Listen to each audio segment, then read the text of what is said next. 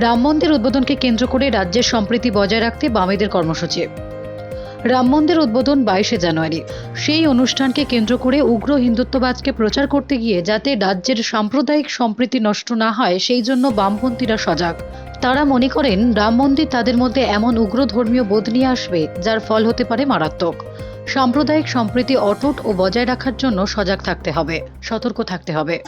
সূত্রের খবর, দিন কয়েক আগে বামফ্রন্টের বৈঠকে এ নিয়ে আলোচনা হয়েছে, আর তা নিয়ে জেলায় জেলায় সার্কুলার দেওয়া হয়েছে। তার সঙ্গে সাযুজ্য রেখেই আগামী 17ই জানুয়ারি পর্যন্ত টানা প্রচার চালাতে হবে, মানুষকে সচেতন করতে হবে। আলিমুদ্দিন স্ট্রিট সূত্রে জানা যাচ্ছে, যেসব এলাকায় উগ্রতাকে ব্যবহার করতে চাইছে কোনো রাজনৈতিক দল, প্রচার কর্মসূচিতে সেই সব ক্ষেত্রে বাড়তি গুরুত্ব দেওয়ার নির্দেশ দিয়েছেন রাজ্য বামফ্রন্ট চেয়ারম্যান বিমান বসু। একই সঙ্গে নেতাজি থেকে গান্ধীজি, স্বাধীনতা আন্দোলনে দেশের সব তাবর তাবর মুখেদের নিয়ে প্রচারাভিযানের লক্ষ্য নেওয়া হয়েছে। 23শে জানুয়ারি নেতাজির জন্মদিনকে দেশপ্রেম দিবস পালন করতে চলেছে বামেরা। এরই মধ্যে আবার সামনে 26শে জানুয়ারি। 26শে জানুয়ারি প্রজাতন্ত্র দিবসেও নয়া কর্মসূচি নিয়েছে বামেরা। সামনেই লোকসভা ভোট। কয়েকদিন আগে ব্রিগেডে বড় সমাবেশ করে নিজেদের ঝাঁজ বুঝিয়েছেন মীনাক্ষীরা।